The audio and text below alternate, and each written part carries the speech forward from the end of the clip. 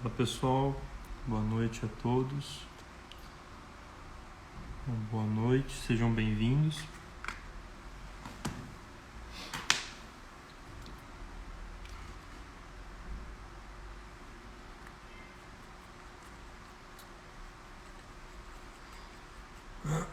Bem-vindos a mais uma edição do nosso quadro Vinhos, Tabaco, Charuto,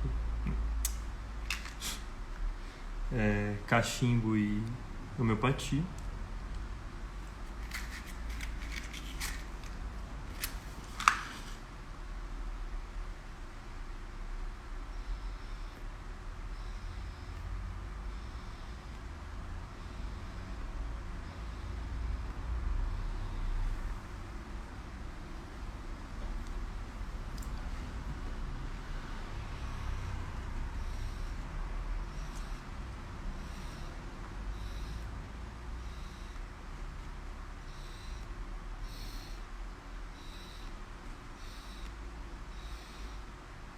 Só para quem puder, eu peço que vocês apertem nesse aviãozinho aqui e mandem, né, a live para os seus contatos aí do Instagram, porque isso faz as pessoas receberem a live para assistir. E isso é de grande auxílio para a gente, tá? Aí mais pessoas vão poder entrar aqui na live conosco.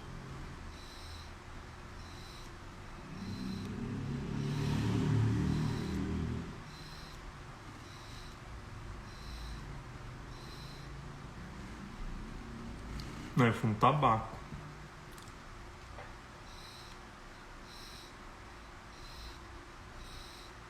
Aliás, na semana passada, que foi a primeira edição, né, do nosso quadro, falei um pouco do tabaco que eu estava fumando. Hoje é um tabaco diferente, estou fumando outro. Então, para quem conhece alguma coisa aí, não sei, mas quem tiver curiosidade, estou fumando o Escudo, tá? É se não me engano, da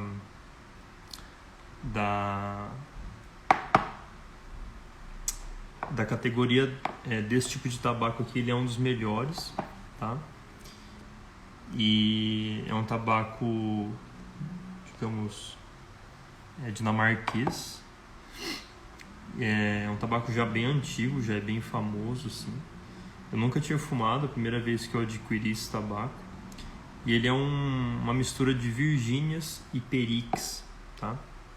Então fica aí para quem tiver interesse em conhecer mais, em querer saber sobre essas curiosidades aí. É o tabaco que eu estou fumando hoje, tá bom? Ainda não... já tenho até vinho aqui, né? Um vinho que eu também mostrei na semana passada. Só que eu ainda não estou tomando ele aqui na live porque eu estou sem taça, né? Eu não posso, né, pegar um vinho desse para tomar num copo de plástico, né? Seria uma desonra, tá, ao criador do vinho fazer isso. Então vou esperar adquirir uma taça e aí eu vou aqui tomar com vocês um vinho também.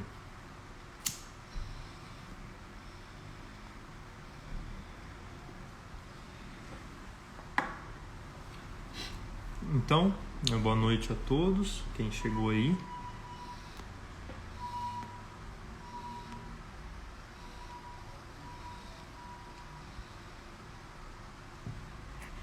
Então, pessoal, hoje eu queria conversar com vocês acerca desse ponto, né, que eu falei nos stories mais cedo, que é sobre essa questão do por que é que eu preciso dessas características, das características da pessoa e de uma série de características tão pessoais e particulares para aplicar o remédio homeopático, né?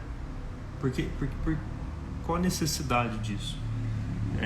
Isso é algo que é muito intrigante ainda, mesmo hoje em dia. É algo que eu já tenho que deixar avisado para vocês, que ainda é um negócio um pouco que a gente não entende exatamente, tá?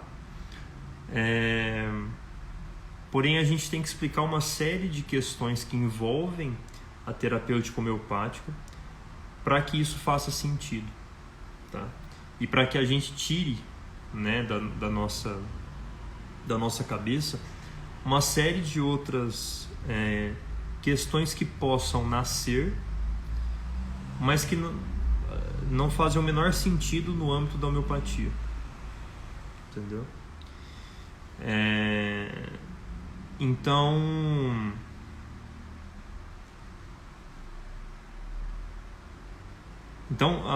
eu acho que vocês viram nos stories, né?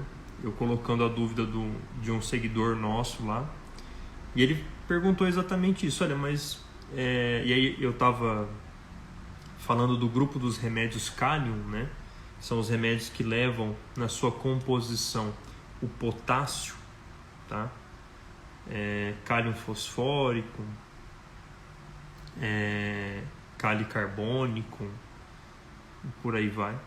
Então, são os remédios homeopáticos que na sua composição possuem potássio, tá? E aí eu falei, olha, esse grupo aqui, né, eu coloquei lá as maiores características do grupo dos Kalium, né? Eu falei, olha, vocês podem ver aqui que os Kalium são pessoas muito preocupadas, né? As pessoas que precisam utilizar os remédios Kalium são pessoas muito preocupadas com a família, são pessoas que têm ansiedade acerca da sua família, sobre assuntos da família, sobre a saúde dos seus familiares, sobre como que está a questão financeira da família e por aí vai. Essa é uma marca desses medicamentos que tem na sua composição o potássio, tá? Beleza, né? Tá certo, mas por quê? Né? O que tem a ver o remédio feito de potássio com as pessoas que são preocupadas com as suas famílias, né? Qual que é a relação disso, né? Aliás, existe relação nisso, né? Por que essas coisas são assim? E aí a gente tem que explicar alguns pontos. Então, o nosso seguidor que mandou essa dúvida, né? Ele falou, olha, então quer dizer que as pessoas que são assim, elas precisam de potássio, né? Não, né? Isso não tem nada a ver, na verdade, com isso. E aí a gente já tem que explicar o primeiro ponto aqui, para que a gente não caia em algumas questões que são primordiais na homeopatia. Então, não, as pessoas que precisam de cálium, elas não estão com falta de potássio necessariamente.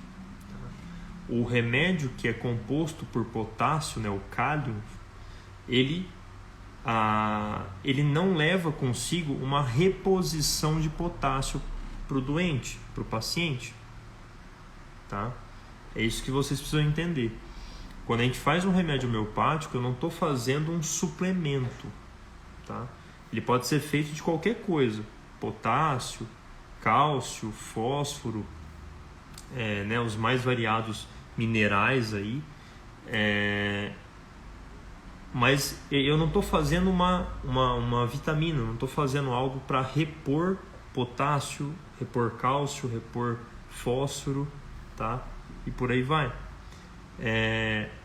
Olha, então o que tem a ver eu dar o cálio para a pessoa que tem a preocupação familiar, a preocupação com a sua família?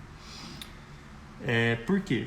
Porque quando a gente pega, eu não estou com nenhum frasco aqui agora, mas imaginemos, né, que esse isqueiro fosse um frasco de remédio homeopático. Quando a gente faz o remédio homeopático, independentemente se eu pus qualquer coisa aqui dentro, os processos farmacotécnicos que eu faço, que eu emprego, para que isso aqui se torne um remédio homeopático, para que aquele potássio se torne um remédio homeopático, ele faz com que o potássio desapareça quimicamente. Tá? Então, depois que eu pego esse remédio homeopático e faço uma análise química dele, eu não vou encontrar mais potássio, eu não vou mais encontrar fósforo, eu não vou mais encontrar cálcio, eu não vou mais encontrar as moléculas daquele produto inicial que eu comecei a fazer o remédio. Tá? Isso vocês sempre têm que ter bem consciente na cabeça para que a gente não caia nessas coisas.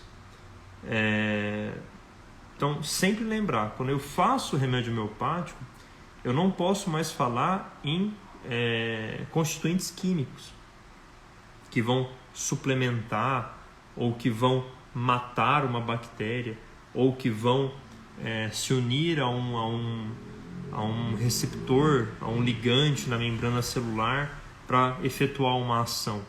Quando a gente fala de remédio homeopático, eu já não estou mais falando disso. É isso que a gente precisa lembrar. Tá? Sempre quando a gente vai fazer um remédio homeopático, independente do que no início estivesse lá nele, né? Então o potássio, por exemplo, depois do processo farmacotécnico, esse produto inicial ele vai desaparecer. Então, eu nunca faço uma suplementação na pessoa com remédio homeopático. Tá?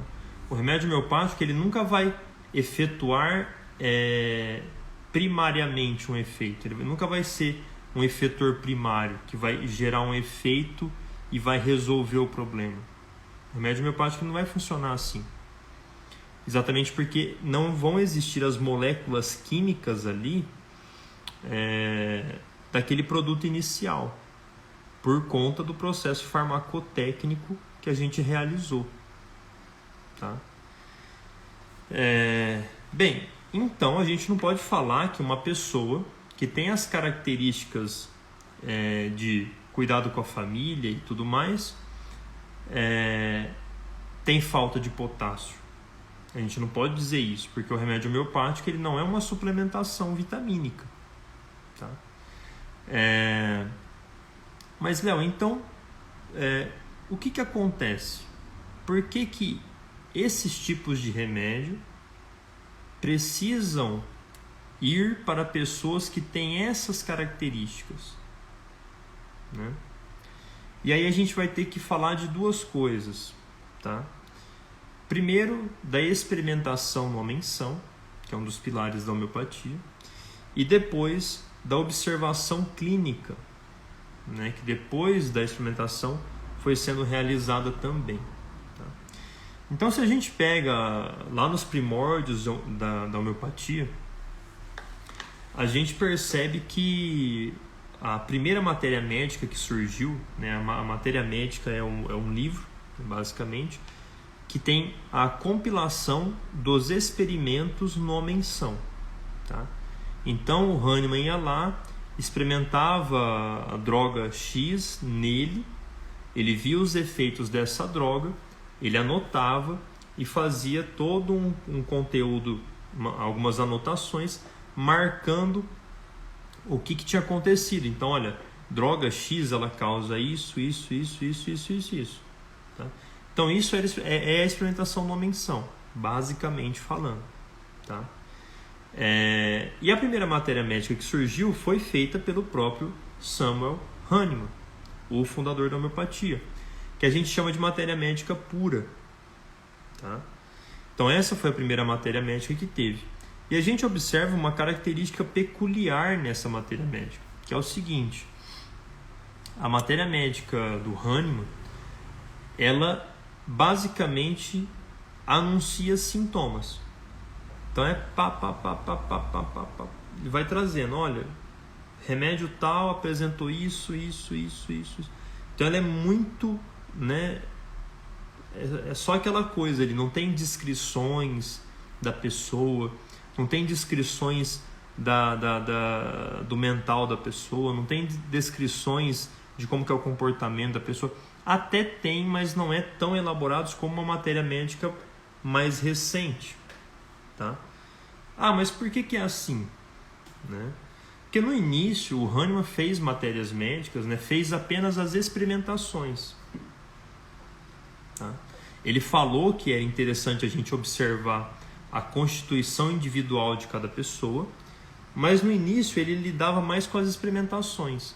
Então as matérias médicas que ele fez trazem consigo essa característica de basicamente mostrar sintomas. Então eu vou lá, olho o sintoma aqui, que eu tenho isso, deixa eu ver a pessoa. A pessoa tem isso. Bem, eu posso então dar esse remédio aqui. Então a gente percebe que era uma coisa mais focada no sintoma, na questão sintomática. Tá? Léo, hoje em dia não é assim? Sempre a homeopatia vai ser assim. Tá? Porém, contudo, a gente tem, digamos que essa linha um pouco da homeopatia que foca, além dos sintomas, né, particulares, também foca no quê? Nas questões individuais, particulares e caracteriológicas de cada pessoa. Tá? E aí começa então a entrar a observação no homem, a observação clínica. Então o que começava a se fazer? Além da experimentação, né, então aqui eu tenho a matéria médica com os sintomas, e aí eu ia começar a tratar as pessoas. Mas além da experimentação, os homeopatas começaram a perceber que era interessante também eu observar características das pessoas. Características de cada um. Então, na clínica, né, tratando os doentes mesmo, os homeopatas começaram a perceber, olha, a pulsatila, né, o remédio pulsatila, ele parece funcionar melhor, ele parece que tem um efeito melhor em mulheres geralmente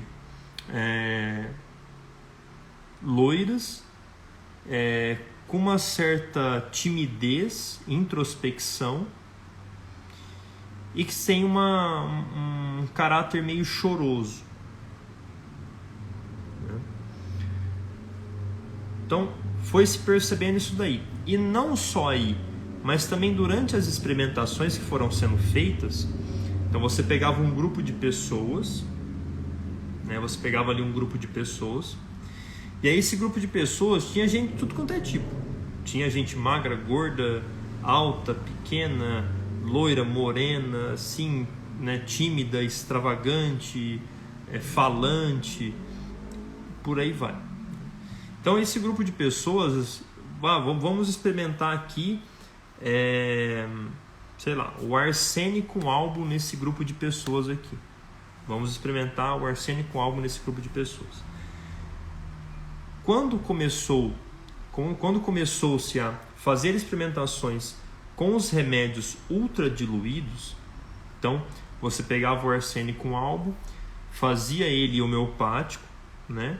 E levava ele a altas potências homeopáticas, e aí fazia as experimentações no homem-são com ele sendo homeopático. Vocês estão entendendo? Então você fazia a experimentação no homem-são, era feita com o remédio homeopático, e ainda é feito hoje em dia sim, tá? Então o que começou-se a perceber? Que quando você fazia isso, você aplicava e fazia a experimentação dessa forma, você tinha uma coisa que era diferente, que o arsênico albo ele não começava a fazer surgir sintomas em todo mundo, mas em apenas algumas pessoas. Então, apenas algumas poucas pessoas tinham eram atingidas pela experimentação e pela a sintomatologia do arsênico mesmo. Tá? Então, quando você lidava com o arsênico in natura, né, sem ser dinamizado, diluído, a grande parte das pessoas, elas surgiam sintomas. elas tinham sintomas.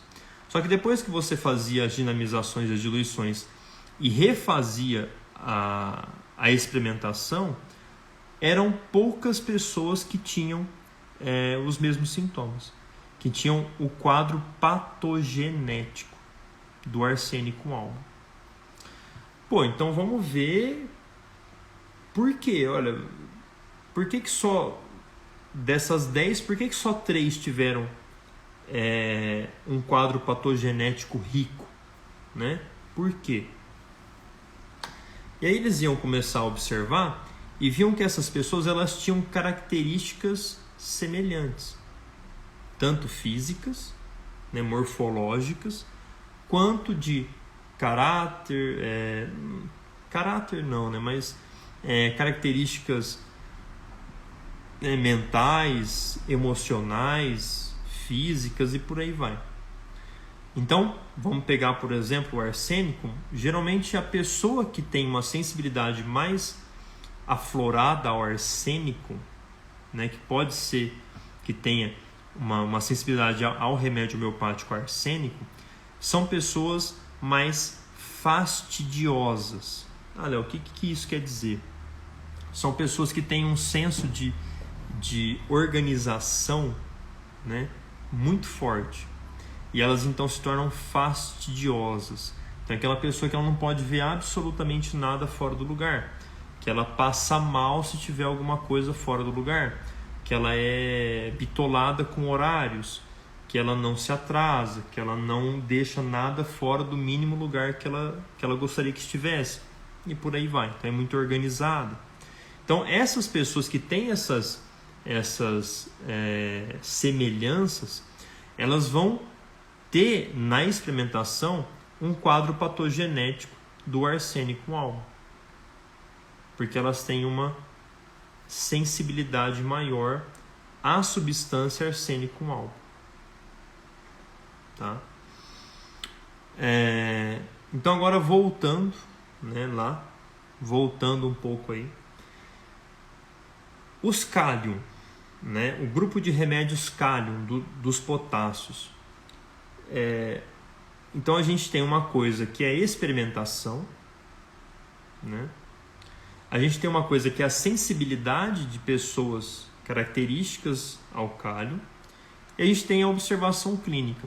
Então quando a gente junta tudo isso, a gente forma uma matéria médica muito mais rica, que mostra pra gente os tipos de pessoas e as características, os sintomas que vão dizer se essa pessoa tem uma sensibilidade aumentada, tem uma particularidade que vai fazer ela ser mais sensível ao cálium ou não,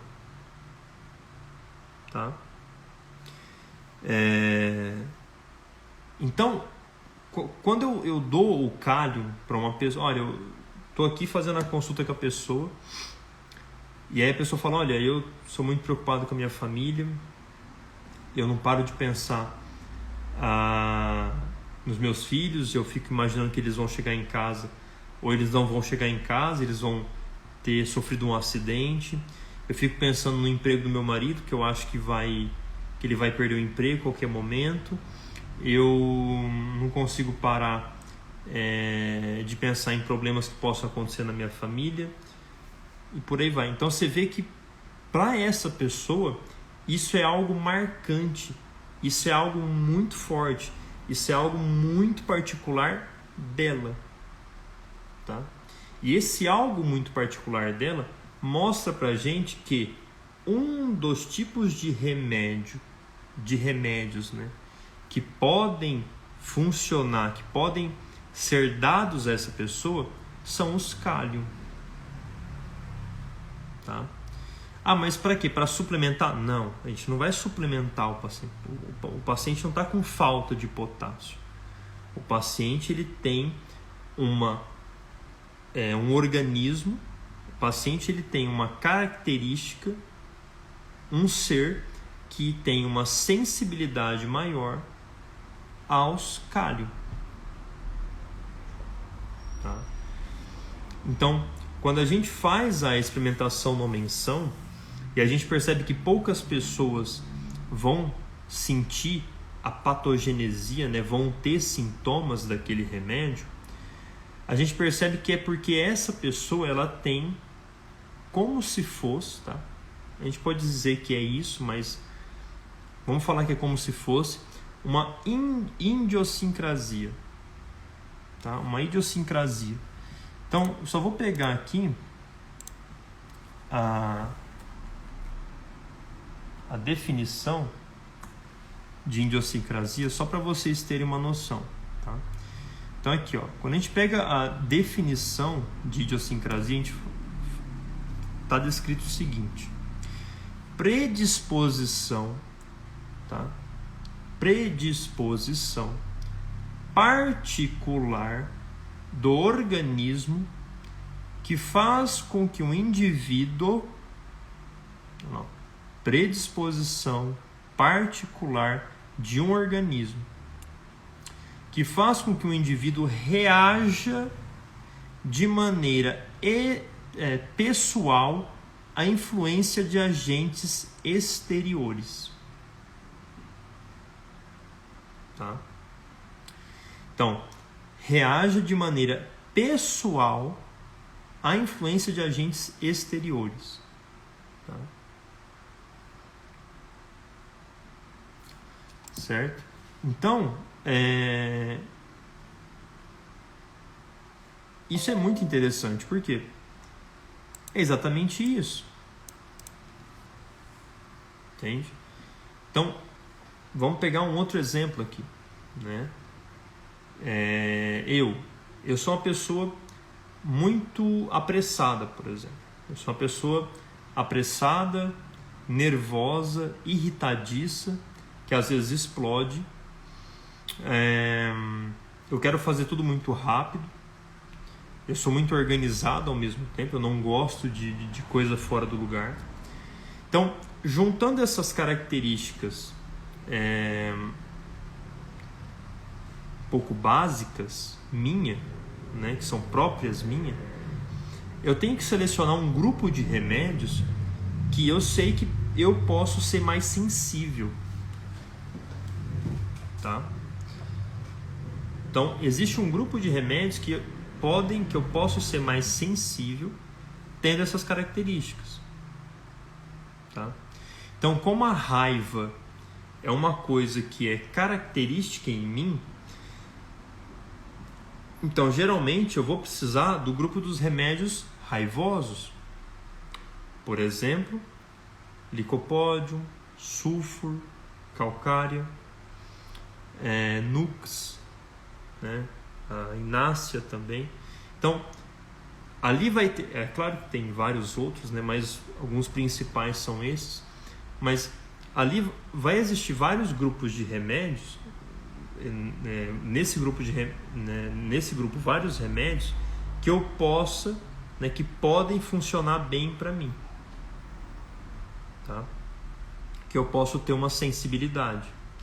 Então, como eu tenho a raiva como uma característica própria e pessoal minha, então o grupo dos remédios raivosos pode ser que funcione bem comigo, né? Então, nos vômica, licopódio, sulfur. E aí, Léo, então eu posso, você pode tomar qualquer um desses remédios que vai funcionar? Não é isso. O que eu estou dizendo é que essa característica básica ela já me mostra quais remédios são possíveis, e aí presta atenção nessa palavra, de serem o meu simílimo. O que é o simílimo na homeopatia?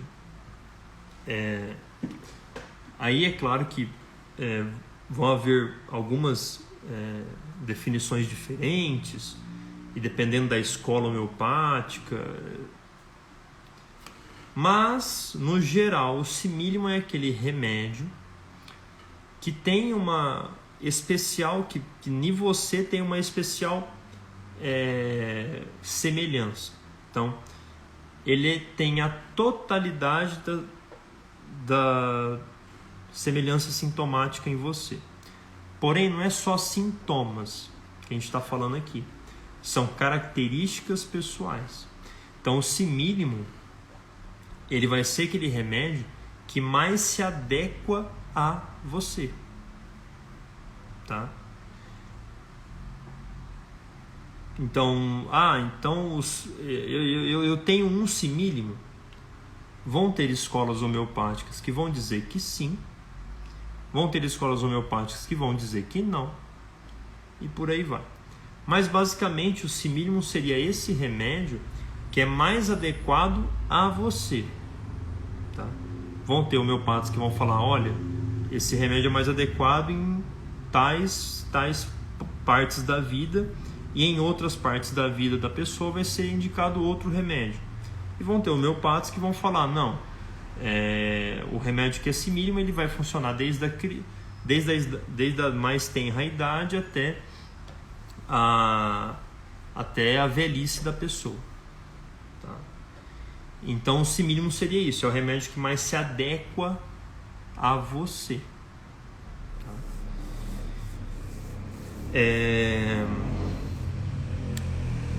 Bem, eu acho que eu consegui explicar bem aí para vocês um pouco dessa questão. Ah, Léo, mas por que essa característica pessoal, né? Por que eu preciso saber que essa pessoa é de um jeito assim e aí dá o remédio? Por causa dessa sensibilidade que eu falei. Então a pessoa ela tem que ser sensível àquela substância. E a observação mostrou para nós que pessoas mais sensíveis àquela substância são pessoas assim, assado. Tá?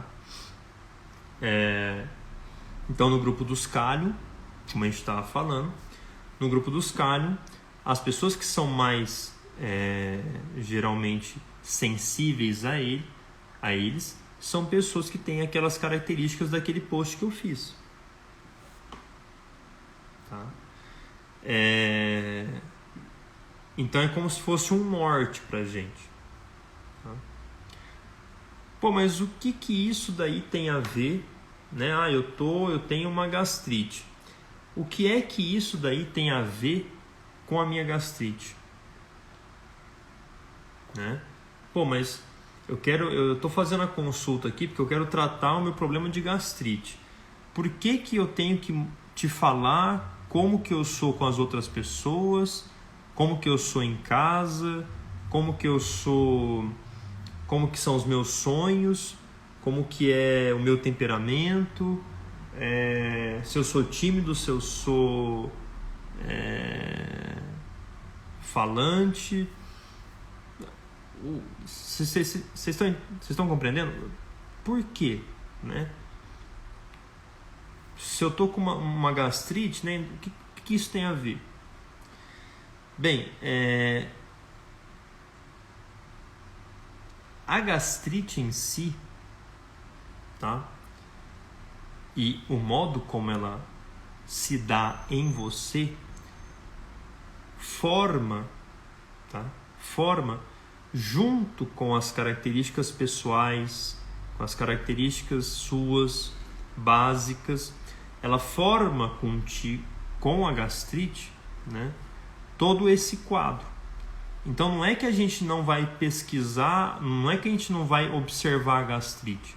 A gente vai observar também a gastrite, mas a gente também vai observar todas as suas características. Mas por quê? Porque o ser humano, ele é uma unidade.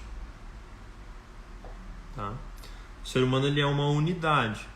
Então, quando a gente fala de algo que está acontecendo no corpo, a gente não está falando de um corpo desencarnado, que não tem alma. Não é um corpo que está num lugar e a alma está em outro. Não, a gente está falando de uma coisa só. Tá? Por isso que a concepção vitalista que nasceu, né, mas que Hahnemann introduziu também no âmbito da homeopatia, no âmbito do seu trabalho como um todo, é algo que também faz parte da compreensão de homem, que que o homeopata pode ter e seria interessante ter. Tá? Porque quando a gente pesquisa o todo, a gente pesquisa tudo, a gente está querendo saber como é esse homem por inteiro. E o homem, ele tem essa característica. Né? Claro, pela visão, né? Pelas visões tradicionais, principalmente, né? Vitalista e tudo mais. Mas se a gente olhar por essas visões, então, o homem, ele é uma unidade indissolúvel. Tá? Então ele é uma unidade. Ele não é uma unidade assim, o corpo está aqui e a alma está lá. O homem é uma unidade que é uma coisa só. Então, tanto o que aparece na parte física, quanto o que aparece das características mais básicas dessa pessoa, elas fazem parte do todo que a gente precisa para tratar a pessoa. Entendeu? Então, quando a gente fala de simílimo, né, principalmente, nós estamos falando de algo que é próprio de uma corrente da homeopatia. Ah, Léo, então quer dizer que eu só consigo tratar pessoas na homeopatia fazendo isso, procurando essas características, procurando essas noções básicas de cada pessoa, procurando o temperamento da pessoa. Eu só consigo aplicar um remédio homeopático fazendo isso? Não. E é óbvio que não. A gente consegue utilizar os remédios homeopáticos de modos variadíssimos, sem muitas vezes nem olhar para essas questões. Porém, essa linha da homeopatia, que é o simílimo, que é tratar a pessoa, tratar a pessoa como um todo, para que ela resolva o problema, né, resolva a doença dela, essa linha, ela necessita de que você olhe o todo. Então você precisa olhar as características básicas dessa pessoa, né, mentais, físicas, morfológicas, caracteriológicas, como também a sede dessa pessoa, a sensação termal dessa pessoa. Essa pessoa é muito friorenta, ela é muito calorenta.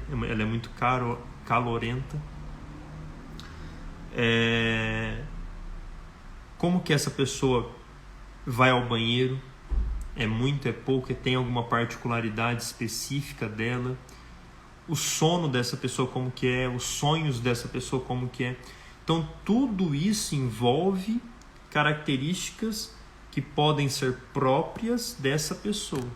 E é isso que essa linha da homeopatia, que é buscar o simílimo, necessita para aplicar bem o remédio e para esse remédio fazer algo de bom para essa pessoa. Né? Então, então, basicamente, eu preciso entender que o remédio homeopático, a pessoa tem que ter uma sensibilidade ao remédio homeopático, né? Basicamente é isso. Olha, muito basicamente sim, tá? Muito basicamente sim. Então, a gente busca o remédio que a pessoa vai ser mais sensível, tá? E é isso que gera um sinal que faz com que o corpo dessa pessoa reaja numa direção de cura, tá? É por isso que eu falei lá no começo da live que o remédio homeopático ele não age prontamente, primariamente, né, como efetor resolvendo o problema. Ele auxilia o organismo a resolver o problema. Então o remédio homeopático ele ajuda de um modo indireto. Tá? O remédio homeopático ele vai ajudar a pessoa de um modo indireto, não direto. Tá bom? Mas sim, né? Fica uma incógnita. Por que isso, né? Sim, porém é exatamente isso que que a pesquisa básica em homeopatia, né, e outras pesquisas também tentam desvendar, entendeu? Ora, por que a semelhança, né? Por que eu tenho que ter, e principalmente essa linha da homeopatia, né? Por que eu preciso ter essa semelhança, essa coisa com a semelhança caracterológica, temperamental da pessoa? Por que isso? O que acontece lá dentro do organismo? O que faz? Né? Vocês estão entendendo? Por quê? Assim, eu joguei o remédio no corpo, então se a pessoa tem uma sensibilidade, o que ele vai fazer? Entendeu? Então esses são pontos que muitos pesquisadores se desdobram para tentar explicar, né? Mas isso é o que a gente observa e percebe, tá? No tratamento homeopático. Assim, pessoal, eu acho que eu consegui explicar mais ou menos bem. É que realmente ainda é um assunto que a gente, né? Eu só acho interessante explicar os pontos que ajudam a gente a ter um reconhecimento melhor dessa questão, tá? Porém, mesmo assim, continua um tema muito complexo, tá? Então, eu vou liberar aí para dúvidas e vocês fiquem à vontade aí para perguntar sobre o que vocês tiverem com dúvida, tá bom? Então, fiquem à vontade. Que aí eu vou deixar uns minutinhos aí para responder vocês. Beleza?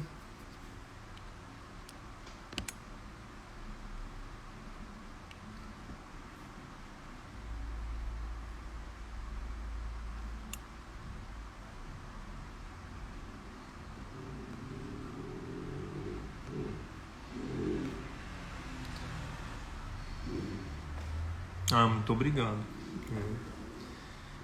Assim...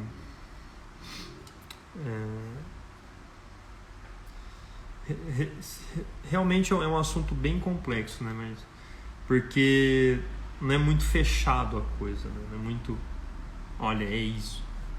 Mas para a gente começar a pensar nele e tentar entendê-lo, a gente tem que entender uma série de outros pontos, né?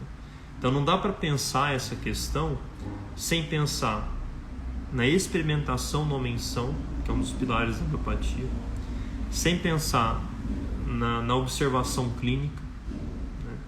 Sem pensar no modo que é feito o remédio homeopático, tá? Também sem pensar na questão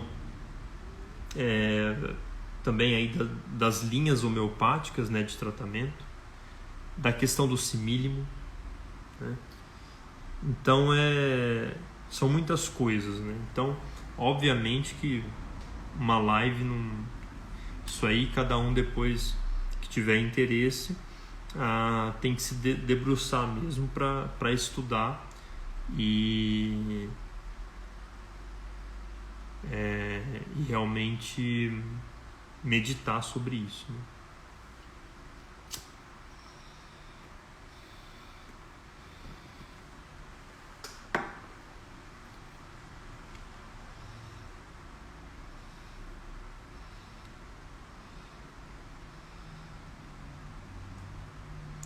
Isso é um conceito, né, de você tratar a pessoa e não um estômago. Realmente.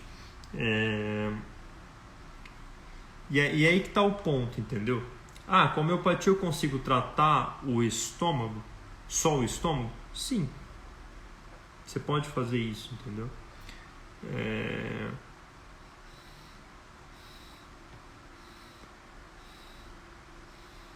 Então, a gente pode utilizar remédios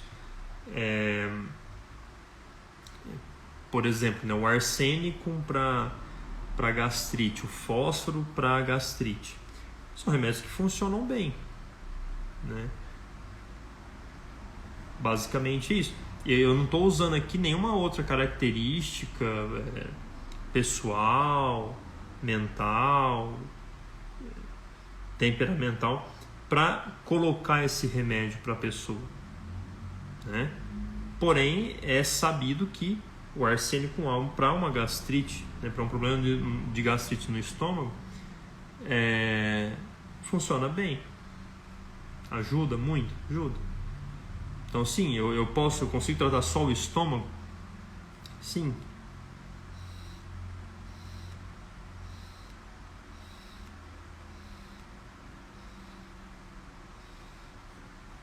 Né?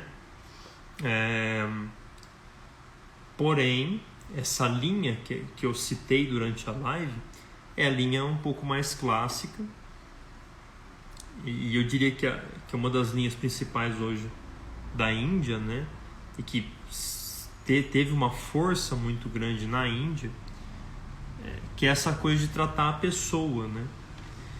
Então, quando se faz isso, a pessoa tende a se curar. É por isso que a gente muitas vezes esquece sintomas que são próprios da doença para pegar sintomas que são próprios do doente, tá?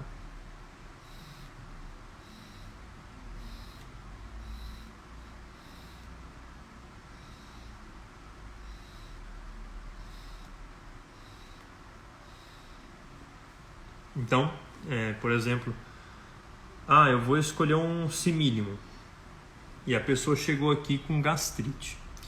Aí para escolher esse simílimo aqui, eu vou pegar, né, que essa pessoa é tímida, é introspectiva, é chorosa, mas ao mesmo tempo eu vou pegar que essa pessoa tem queimação estomacal, que essa pessoa tem gastrite, e vou usar isso para buscar o remédio homeopático. Ou seja, nesse ponto você está cometendo um pequeno erro, tá? Por quê?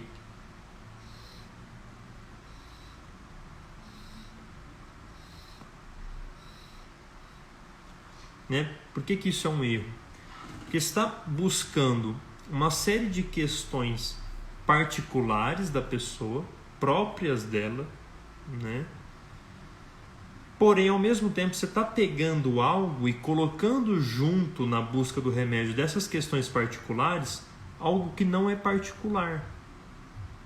Ou seja, a gastrite, em todas as pessoas do mundo, ela dá queimação estomacal, né? Ela machuca o estômago. Então, digamos assim, todas as pessoas que têm gastrite, elas têm gastrite.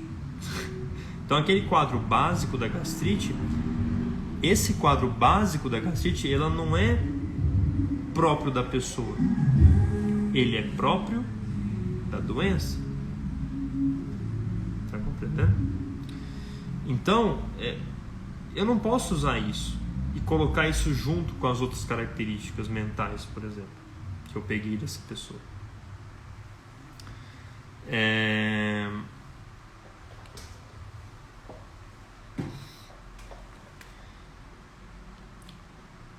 Porém, imaginemos que essa pessoa tem uma gastrite e ela tem uma sensação muito particular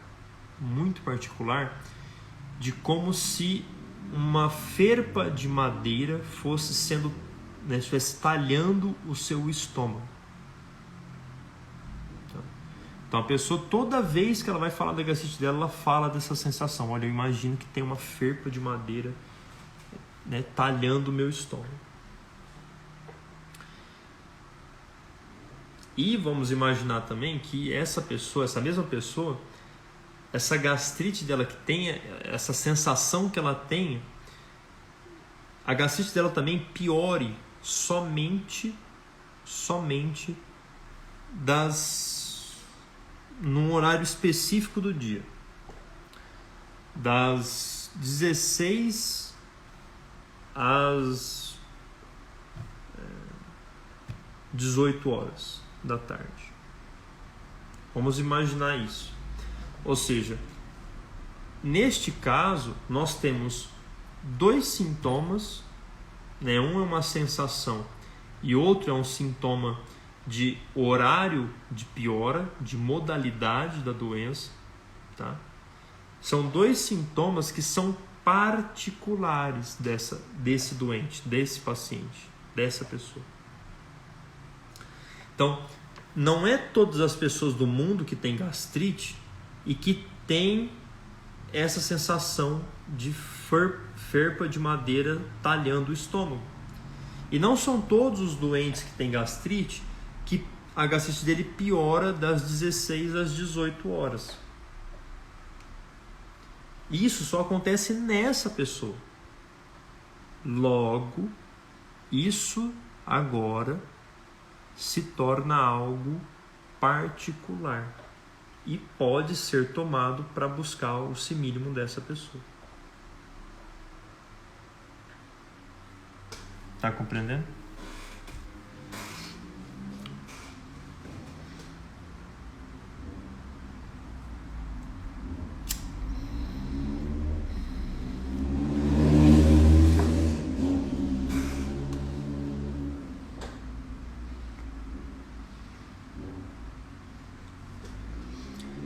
Então a Regina falou, né? É bem complexo. Os médicos com pouca dedicação no estudo não acertam de primeiro. E eu vou dizer que até os dedicados não acertam de primeiro. Tá?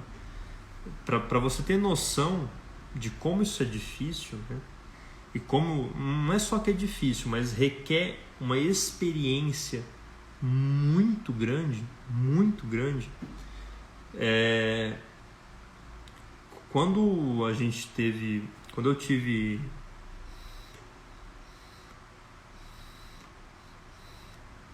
eu tive o curso dos médicos indianos, né, em uma das edições que eu fui, eles falaram uma coisa que eu fiquei chocado. Assim. Eles falaram, olha, antigamente, né, quando a gente estava começando ainda, a gente acertava, tipo assim, a gente tinha uma média de acerto de 60% dos pacientes da primeira vez. Então a média de acertar a primeira vez o remédio mais indicado era de 60%. Depois, quando a gente veio evoluindo mais, hoje em dia a nossa média é de 80% de acertar a primeira vez o remédio. E isso nós estamos falando de médicos da Índia que atendem milhares de pessoas. Então um médico com a minha idade na Índia já atendeu mais pacientes do que um médico aqui no Brasil com o dobro da minha idade, por exemplo. E não tem jeito, tá, gente? Homeopatia é a prática, é treino,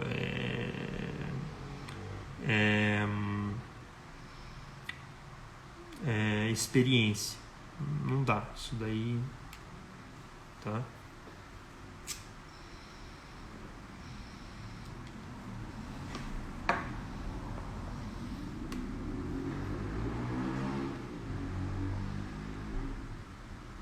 Certo? Gente, alguém tem mais alguma dúvida, algum comentário, qualquer coisa? Porque agora eu já vou fechar a live. Tá? Eu espero ter sido claro. Para quem chegou depois, peço que vocês revejam a live desde o começo, tá bom? E para quem tiver interesse, tá? Possivelmente amanhã, tá? Muitas pessoas votaram lá. Então, possivelmente amanhã nós vamos abrir a plataforma de assinantes do Lições de Homeopatia. Tá? Então, se a gente for abrir, vai ser amanhã, durante o dia, 24 horas apenas, tá? Porque quem quer, quer, quem não quer, não quer. E